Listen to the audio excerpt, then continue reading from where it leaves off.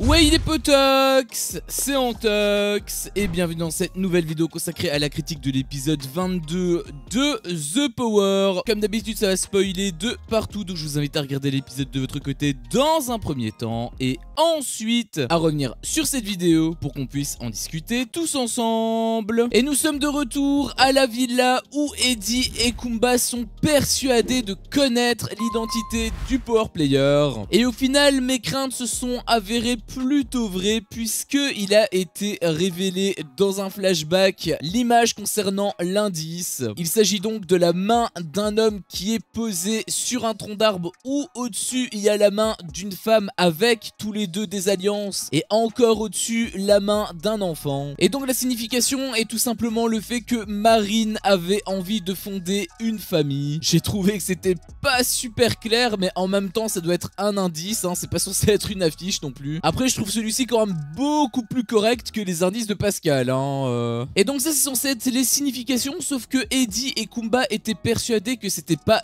dans le futur comme Marine avait l'intention, mais plutôt dans le passé. Donc là ils avaient que deux possibilités, soit Nicolas, soit Carla. Je t'avais dit qu'ils étaient à côté de la plaque. Après bon, ça a quand même au moins le mérite de faire douter Mai-san, en tout cas au début, puisque après il a commencé un petit peu à faire le malin mais devant Nicolas. Alors du coup c'était très bien pour sa stratégie, hein. S'il est persuadé que c'est Nicolas le power player, bah dans ce cas là il essaie un petit peu de l'intimider en lui montrant qu'il sait que c'est lui. Comme ça lui évite d'être la cible. Sauf que le problème c'est que si il est trop sûr de lui et qu'en fait il s'est complètement gouré, exactement comme c'est le cas, bah ça va plutôt mettre en confiance les power players. Et là en l'occurrence tout le monde doute sur l'identité du power player, sauf que Mai-san et Marine au final elles sont plutôt sereines. Puis par après Marine avait plutôt bien joué, j'avais trouvé, car dans une petite pièce où tu avais pas mal de monde, il y avait Marine qui révélait du coup le faux indice. Elle avait comme stratégie le fait que si elle était honnête, enfin entre guillemets si on veut, avec les autres, personne ne douterait que c'est elle, étant donné que bah au final elle a partagé l'indice. Bon après le truc c'est qu'elle a encore dit que c'était une boule disco, alors que Mai-san elle avait dit à Carla que c'était la photo d'une discothèque. Franchement vu les deux versions, je serais pas très rassuré à leur place, hein. Et du coup ça a plutôt bien marché étant donné que Marwa était convaincue. Kumba elle par contre refusait toujours de donner l'indice alors que c'était ultra suspicieux. J'avoue que j'ai pas compris pourquoi ils ont pas voulu ne serait-ce donner un faux indice, un peu comme Marine et Mai-san. Et puis Eddie a commis une petite erreur, j'avais trouvé, parce qu'il a demandé à Gab si ses parents étaient divorcés. Alors sans aucune transition, du coup déjà Gab ça a un petit peu titillé sa curiosité, et directement derrière il prend à part Kumba en disant qu'il avait eu un flash. Du coup rien que par rapport à ça, Nicolo a fait le lien entre les deux, et donc sans même l'avoir révélé, Nicolo connaît à peu près l'idée de l'indice. Ça c'était fort quand même de la part d'Eddie. Et puis le jeu pour remporter l'immunité a sonné. T'avais Mai-san qui avait dit un truc intéressant en interview, puisqu'elle avait dit qu'elle voulait absolument gagner l'immunité. Alors c'est pas ça qui était intéressant, ce qui était intéressant c'était le pourquoi elle voulait à ce point gagner l'immunité. Et bien c'est parce que les autres, quand tu gagnes l'immunité, si t'as à ce point envie d'être protégé contre le power player, c'est que forcément inconsciemment c'est pas toi le power player. En tout cas c'est comme ça que les autres l'interprètent, ce qui fait que pour le power player c'est un réel avantage. Déjà parce que ça leur laisse plus de choix du coup par rapport aux cibles. Admettons là c'est Nicolo et Gab qui sont immunisés, bah automatiquement elles sont un petit peu niquées. Bon elles ont toujours Eddie et Kumba mais bon ça fait quand même chier. Mais surtout ça les protège eux contre les soupçons des autres joueurs et notamment en fait de la cible. Et le jeu est le suivant, tu as une table où il y a 5 triangles de différentes couleurs posés dessus. À côté tu as 5 tubes dans lesquels il y a une énigme pour savoir dans quel ordre les triangles se placent. Et le but est tout simple, trouver la bonne combinaison, et une fois que les binômes ont cette combinaison, buzzer pour que la voix puisse valider leur réponse. Par contre ils peuvent buzzer qu'une seule fois. Le jeu se déroule en 2 manches et le gagnant de ces 2 manches vont devoir s'affronter en finale. Alors j'avais trouvé que Marine et Mai-san avaient plutôt bien joué parce que elles se sont mis en fait dans les binômes qui étaient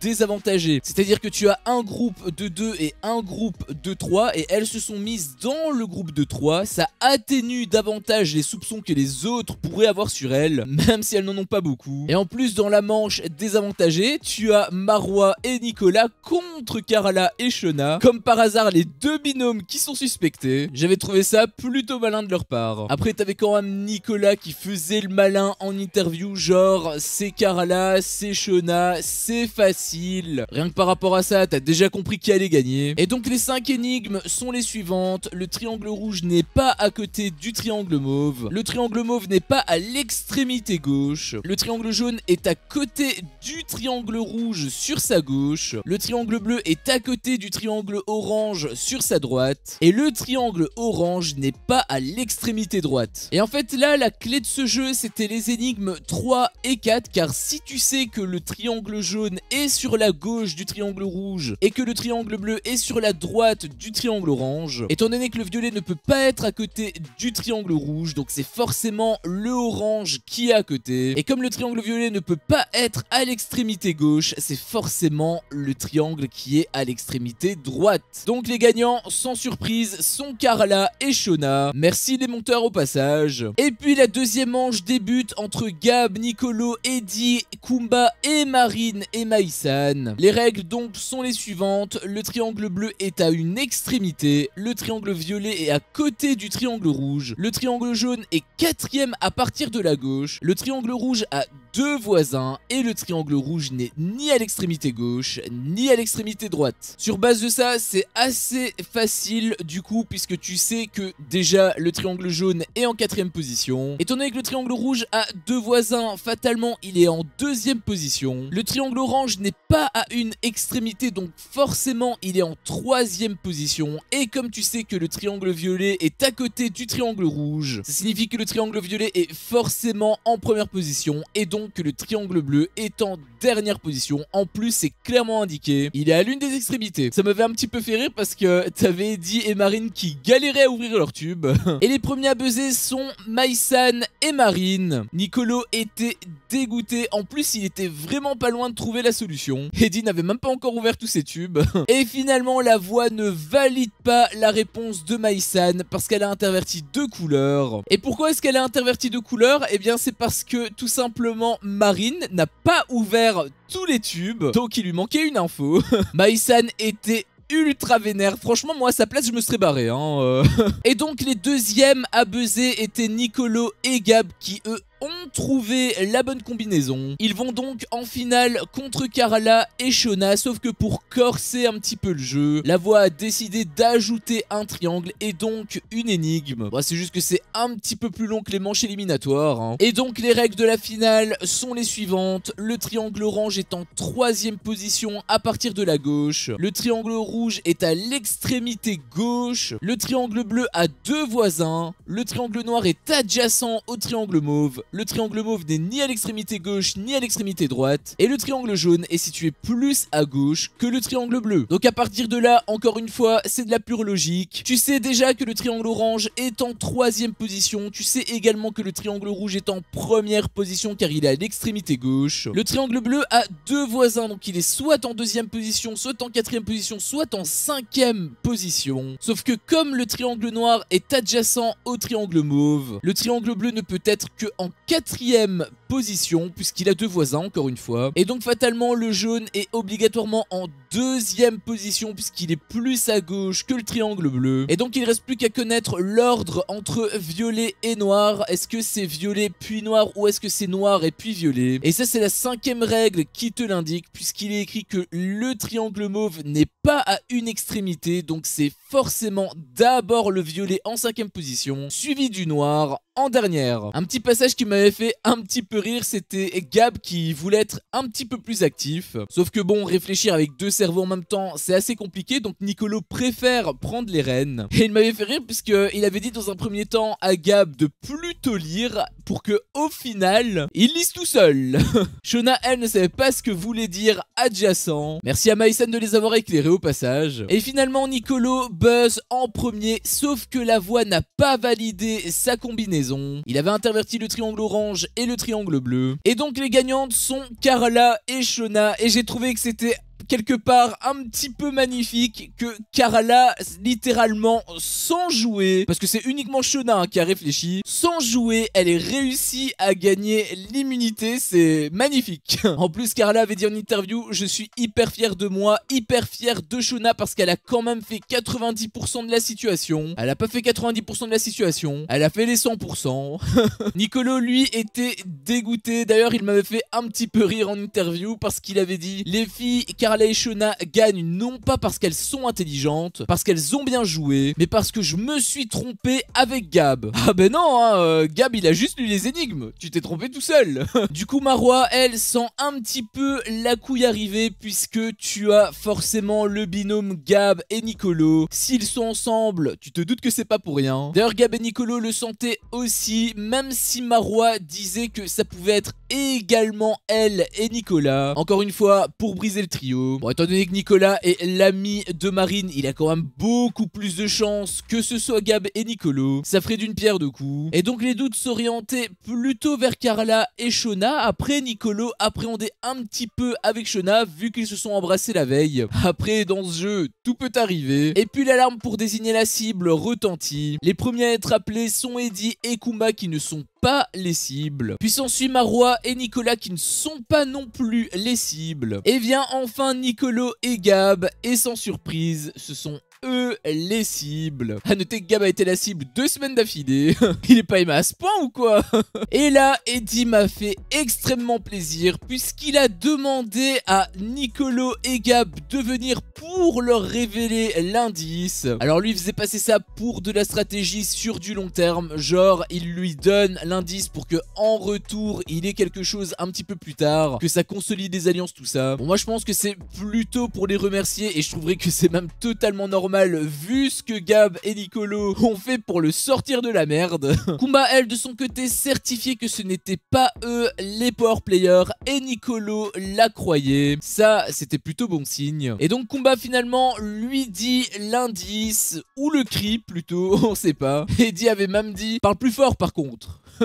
Je te l'avais dit qu'elle criait. Et donc Kumba leur révèle et ni une ni deux, Nicolo capte direct que c'est soit Nicolas, soit Karala. Sauf que Nicolas est avec Marwa et Marwa il lui fait entièrement confiance, donc ça ne peut être que Karala. Sauf que comme je te l'ai dit, du côté de Karala, il y a aussi Shona, donc il appréhendait un petit peu, il se demandait si elle pouvait réellement faire un truc ainsi, se rapprocher de lui uniquement par stratégie. D'autant plus que Shona lui avait quand même dit que si elle avait le pouvoir, elle lui dirait. Du coup ça s'embrouille totalement dans son esprit. Nicolo avait même dit un truc où je suis plutôt d'accord avec lui, puisqu'il avait dit qu'ils sont dans un jeu, ils bluffent, ils mentent, mais pas avec les sentiments. Même si j'arrête pas de dire qu'il faut différencier le jeu de la réalité, et quelque part, même les personnes qui veulent utiliser les sentiments pour arriver à leur fin, quelque part ils en ont le droit, mais je trouve que c'est quand même un petit coup en dessous de la ceinture. Fatalement Marwa doute également et décide de mener sa petite enquête. Elle prend à part Shona et elle a eu des mots assez touchants, j'avais trouvé, parce qu'elle disait qu'elle était sûre que c'était elle. Et donc elle lui avait dit dans un premier temps qu'elle se doutait que c'était pas sa décision, ce à quoi Shona avait répondu qu'elle était seule maître de ses choix. Ça c'est une femme indépendante. Après bon, Maïsan aussi c'est une femme indépendante et ça a pas empêché Marine de lui mettre un énorme coup de pression hein.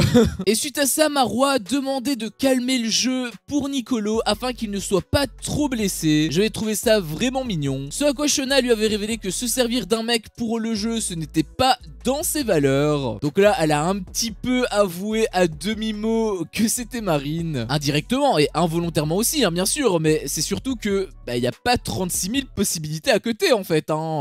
Après, c'est vrai qu'elle peut mentir, mais nous on sait que c'est la vérité. Après, Marwa avait dit que elle l'aurait fait. Ah ben on l'a très bien vu avec Greg dans les 50 J'en ai même voulu un petit peu pour ça. Shona, elle, était déçue que Nicolo ait pu croire qu'elle pouvait lui faire quelque chose comme ça. En fait, on sentait Shona un petit peu le cul entre deux chaises parce que d'un côté, elle dit forcément que ce n'est pas elle, qu'elle ne ferait pas des trucs comme ça, etc. En fait, elle est sincère, mais en même temps, elle ne peut pas certifier à 100% que ce n'est pas elle le power player parce que si elle fait ça, automatiquement, elle grille Marine en fait. Marine l'a quand même mis dans une position assez compliquée, je trouve. Marwa, elle, de son côté, l'avait senti, elle avait dit qu'elle la trouvait sincère et que limite, elle savait un truc. Elle est vraiment très perspicace, Marwa. Et puis Gab doit absolument dire un truc à Nicolo de toute urgence. Et l'épisode se termine sur ça. Un Nicolo choqué et nous, on ne sait pas ce que c'est. Alors du coup, est-ce que Gab lui a fait part de ses doutes sur Marwa, donc sa propre alliée? Ou est-ce qu'il commence à suspecter Maïsan et Marine? Ou est-ce qu'il a encore plus enfoncé Shona? En vrai, j'en ai strictement aucune idée. N'hésite pas à me dire toi ce que tu en penses dans les commentaires. Mais au vu de ce qu'on s'est mangé pendant ces derniers épisodes, j'aurais quand même tendance à croire que c'est encore un faux suspense. Bref, c'était mon avis sur cet épisode. Un épisode qui était assez correct, j'avais trouvé. Bon, le début m'a un petit peu énervé, exactement comme avec Carla. Ils nous ont quand même foutu 2 faux cliffhangers d'affilée, hein. Peut-être même un 3e, on ne sait pas. Heureusement quand même que le jeu pour l'immunité était là, ça a un petit peu et même grave rehaussé l'épisode, j'ai trouvé. Suivi en plus de la désignation de la cible où là, sans trop de surprise, c'était Gab et Nicolo. On le savait déjà depuis un petit moment. Et le trio qui commence à enquêter, est-ce qu'ils vont découvrir l'identité des power players cette semaine? Au vu de comment les power players jouent, je dirais que non. Mais le truc c'est que Maïsan a quand même révélé à plusieurs personnes quel était le power player. D'une part à Nicolas, bon lui je pense que c'est plutôt ok. Mais surtout le fait qu'elle l'ait révélé à Shona, ça peut complètement retourner la situation. D'autant plus que Eddie et Kumba voulaient aider Nicolo et Gab et lui ont donc partagé l'indice. Alors du coup pour l'instant les vrais power players ne sont pas trop suspectés. Mais vu comment l'épisode s'est terminé, est-ce que c'est un faux suspense ou est-ce que Gab va réellement pointer du doigt les vrais power players? J'ai un peu peur que ce soit un faux suspense honnêtement, mais en tout cas je suis ultra hypé de savoir ce que c'est. Sur ce, cette vidéo s'achève ici. Si mon contenu te plaît, fais-le moi savoir en me laissant un énorme pouce bleu. À chaque fois que je vois ça, je vois que mon contenu plaît et donc moi ça me motive à continuer. Si t'es pas encore un peu tox, qu'est-ce que tu attends pour me défoncer ce gros bouton rouge? N'hésite pas à activer la cloche pour ne rien louper et je te dis à la prochaine pour une prochaine vidéo. Ciao.